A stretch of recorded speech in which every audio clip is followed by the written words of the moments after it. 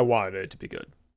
I really, truly wanted this book to be good. I went in wanting to enjoy it. It's about magic knights and sky pirates and monsters and the fate of kingdoms.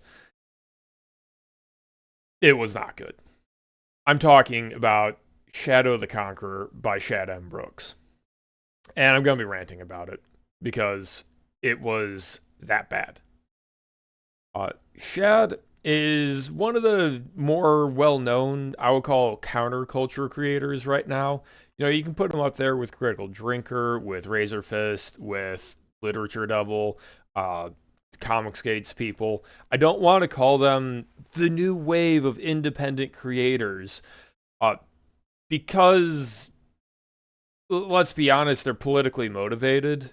There have been independent creators the entire time. It's just insulting to the people that have already been on their own making good content over these last decades. Uh, there's something to be said for the comic sphere that Comics 8 is actually an independent movement that's because of the difficulty of getting print runs on physical products. But they kind of intentionally disregard digital comics, which have been exploding. Uh, So, anyways, Shad is part of the counterculture, and that's fine that political movements essentially want to create their own culture and so on, their own stories to share and so on. That's all good. And I personally, I like Shad's YouTube channel. I like his historical commentary. I like his sword content. He seems like a fun guy on YouTube. He's not a good writer, though. Judging by the one book he has out, maybe with more time, with more practice, his future books will be great. But you know, if you want to just support a creator because you like them, yeah, buy his book. But those people, I'm pretty confident, if they were going to buy his book, have already bought his book. No one's going to be showing up to this video months and months after the book came out, going, I know I've been thinking about buying Shadow of the Conqueror, but I am just really on the fence. I want to hear James's take on if this is a good book worth my time.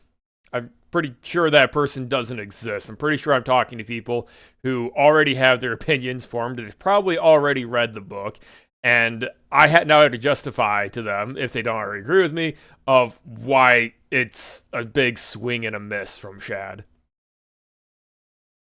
Now, part of me worries that I shouldn't put this video up yet, that before I make this rant, where I'm going to be talking about a lot of technical details of how I plan to analyze stories, I should probably put up some preliminary videos about definitions, like what I mean when I'm talking about plot and prose and payoff and so on. But I'm not doing that. Here's the video. Just come with me for the ride. As I said, the categories I want to look at are plot, pacing, prose, payoff, and characters. And I wouldn't say Shadow of the Conqueror failed on all fronts. In a lot of ways, the individual choices in the book, any individual choice made in here is not flawed in and of itself. It is the way it's put together. Stories are like baking, it's not like cooking. You do have to have the right ingredients in the right ratios put in at the right time.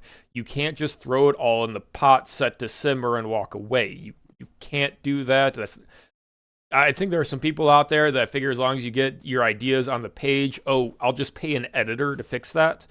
And Shad hired something like 7 editors to go through this, and an editor can fix pacing to an extent. They can fix prose pretty easily, and there were no real problems with the pacing or the prose. It was the underlying structure that the editor doesn't have the ability to change that kind of sucked. Let me start working down this list. The way I'm going to present this is I am going to be arguing that this is actually a very good book for aspiring writers to read. In an instructive sense. Readers, you're not going to get that benefit from it, so maybe think twice. Starting with the plot. Unfortunately, Shadow the Conqueror has like 4 plots going on at once, which are meant to augment the fundamental story of Dalus the Conqueror trying to clean his karmic slate a little. That's the question Shad says he wanted at the heart of the story. Can the worst man possible be redeemed? He's some denomination of Christian, Shad that is, so the answer is obviously yes. Yes, anyone can be redeemed according to Christianity. Redeemed in the theological sense, though, so maybe you get some wiggle room there. I'll get to the payoff section later, though, because that question, allegedly at the heart of the series, is one of the major character issues, and it has very little to do with the plot. The plot is that after accidentally discovering how to become a super soldier magic warrior, Dalus regains his youth, but also gets Mary Sue's special versions of the world's magic powers and decides to use them for good. By smugly becoming an anti-hero who murders murderers. But first, he has to forge some records in the capital to prove that he is actually his own bastard son kept in secret from the world. That is what directs his actions for the book. He wants to be a good guy sky pirate, which, you know what? I wish that had been the book. I really do. But there's other plots going on. His old nemesis is trying to basically be a warrior monk serving the light. Because you can't say God. This is a fantasy world, don't you know? Even though everyone acknowledges that there's only one possible deity in this world, they have to call it the light, because tropes. God forbid something more accurate to theology and language be used. No, we all have to ape Gary Gygas's teenage fantasies. Arik is his name, though, and he's actually possibly the only character in the story I like. It certainly helps that he actually has a functional, non-bullshit magic system. He doesn't have Dalus's magic. He has completely unrelated magic of another way to use the light. And I like it. But it's not what I'm going to focus on right now because he's fundamentally a side character. His role in the story is to wag his finger and tut-tut at Dalus whenever the Mary Sue does something naughty, then ultimately forgive him because that was the ending the author decreed had to be. Then there's Lyra, who is pretty much just also there to be the voice of the author forgiving Dalus. She was one of his victims when Dalus was Super Stalin, forcing communism on everyone. Now she's part of the Justice League and wants to kill him, but really she's just there to twist the guilt knife and make our dear hero bawl his eyes out. I get that her character dynamic is based on the fact that she was traumatized as a child by Super Hitler here, but I honestly found her to be both immature and to have been written immaturely. I did not enjoy her perspective chapters at all. She was an annoying antagonist, and you do not want to annoy your readers. However, her chasing Dalus does give direction to the plot. Okay, the plot had direction, trajectory, pacing. You could see how things were coming to a head.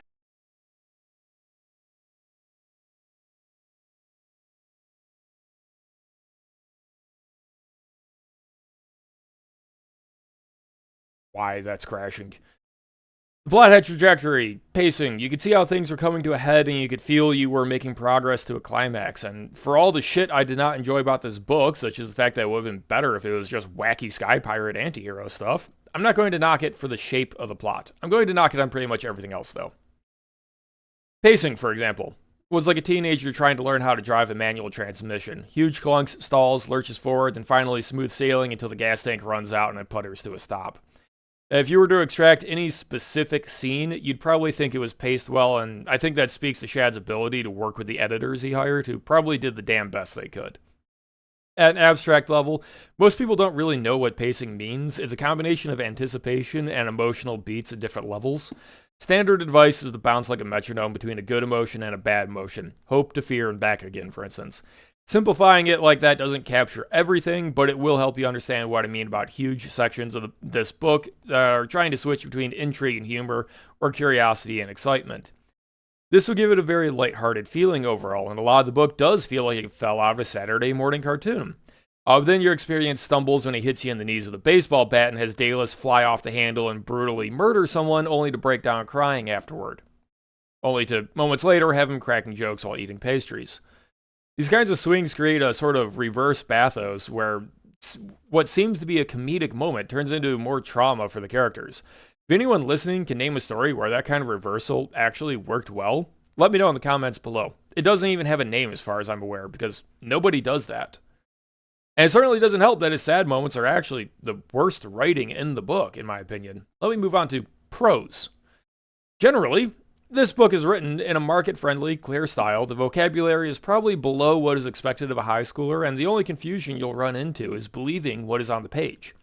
The magic and the trauma just don't work, and I think everyone I've met has complained about the half chapter where he tries to explain how skyships work. Don't read this book if you're a stylist. You will be disappointed. I honestly can't remember a single passage I thought was beautiful. I also can't really say that's a point against it, because most books have no beauty to their prose, so think of this section like extra credit Shad failed to get. Now, I need to jump to the real crux of the problem before I get to payoff, because payoff doesn't make sense if I don't first discuss characters. The main character is Daedalus the Conqueror, super Stalin extraordinaire and genocider of friends, abuser of children, and incestual sodomizer, because holy shit, you had better hate authoritarian communists. Believe me or not, I don't think that aspect is the problem with Daedalus. It's not a problem that he's a cocky asshole who knows he's better than everyone else either. The problem with Daedalus is that he's better than everyone else at everything. He's literally the Rey Skywalker of this world. He's an expert engineer, an expert skyship racer, an expert linguist, an expert sun forger, an expert tactician, an expert sword fighter, an expert lawyer and politician. He literally does not have something he is bad at. And then he gets unique magic powers that even the Arknights don't have. Oh, you might say, but he's old. He had a long life. He was the most powerful man in the world. He conquered the entire place. He has so many years of experience under his belt. That would explain his ability to do these things. That, oh, he learned how to use a Sunforge. Not that he is the best Sunforger in the world. It would explain he knows how to duel, not he is the best duelist in the world. Nobody is that talented. Nobody. The story is supposed to be about his redemption, and Shad has said that he wanted to leave it up to the reader to decide if he deserved redemption. But the problem is the two people most wronged by him, a child he abused and the leader of the rebellion who disposed of him, both forgive him. Auric explicitly and Lyra implicitly. He even gets a trial where he refuses to actually defend himself, so he gets sentenced to death, but then has it postponed, and he is remanded to custody with the White Knights of the setting so he can go fight monsters instead. The entire plot screams that he has been redeemed because he wants to do good now, as though Shad has never in his life heard the phrase, "The road to hell is paved in good intentions." Daedalus has learned nothing since his fall.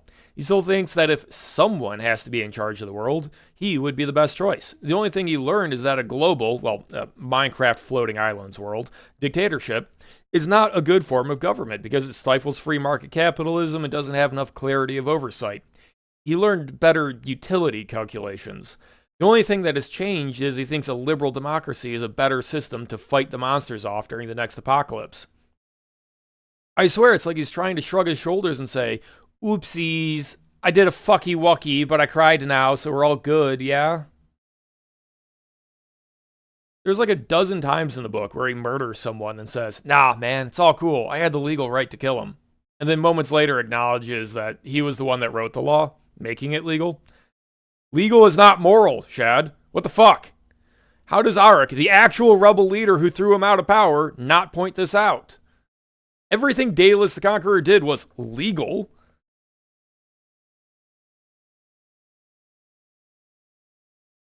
In fact, I would argue that Auric should have been the perspective character. Just throwing that out there. If this had been a story of forgiveness, where Auric has to acknowledge that both sides were at fault and Daedalus was simply traumatized by the long night, the story probably would have worked a lot better, because forgiveness is different from redemption. Side note, I'm not even going to bother with the portrayal of women in this book. It's bad. I don't like Lyra. It made my skin crawl that she was puppeteered into forgiving Daedalus. The constant sexual harassment by her partner was not handled well. Cusick was written like he was mentally incompetent as a way of showing different cultural norms. As an excuse to have him naked all the time and wagging his dick at her. But surprisingly enough, though, I actually ended up liking him.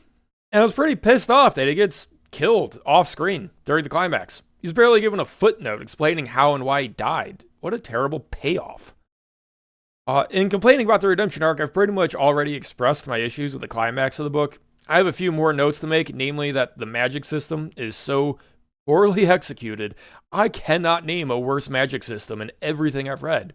Except maybe this one isekai story where a programmer turned wizard reprograms magic and destroys the world. Short of that, this is garbage. It does not get worse. It makes no sense. Daedalus has a power called light binding, and he has 4 instead of 3 because he's special, and don't you forget, he's got these bonds. What's a bond do? It enhances. What does it enhance? Whatever the fuck the author says it enhances. He can bind abstract concepts, because apparently this is JoJo's Bizarre Adventure logic, people. Let me start simple. He can bind grip strength, which lets him stick his feet to the deck of a swerving skyship. Okay, I can accept that, even though grip strength is a product of strength, geometry, and friction, but okay. He can bind his healing, which makes him immortal at 4 bonds. Which would be fine, except his body is apparently related to the Incredible Hulk and automatically activates his healing if he would die. Tension in combat? What's that? I mean, okay. We all know that the main character of a book survives until the end of the book, unless you're George R.R. Martin. So you kind of know he's not going to die in the fight anyways, but this makes it explicit. Okay, moving on. He can bind his mass exponentially, because most bonds double the abstract concept. But mass is different. A bond of strength makes him twice as strong. 2 bonds makes him 4 times as strong. 8 times as strong, 16 times as strong. But the first mass bond is a 10x. Who knows why? Where does the extra mass come from? The land of not moving, apparently, because if he increases his mass, his momentum stays the same, which means he slows down. When he drops that mass, though, his velocity stays the same and his momentum reduces. Why? Because I think Shad failed physics or something. The actual answer is clearly so that Arknights can't be killed by throwing them off of the giant floating island. It's so that when they loop around and land on the continent after 24 hours of falling, they can land without dying. The magic system is literally incoherently broken to facilitate that. And somehow, that isn't the worst abuse. Because Daedalus can bind his intelligence, which is the dramatic twist in the final sword fight. He maxes his mind out to think about how to use his light binding and realizes he can bind his ability to fight. The idea of his sword fighting skill is something he can apply light bonds to, making him unbeatable, because nobody else has ever used light bonds to study light bonds in this world. Like, what the hell? But it gets dumber, because he can also light bond his magic sword to make it a bigger magic sword capable of obliterating meteors like he's fucking One Punch Man or something. The combat climax was so stupid I couldn't believe it, and then I had to read through the stupid trial condemning him to death. I have to now, side note, one other thing that just grinds my gears, okay? It is always day unless it's the apocalypse.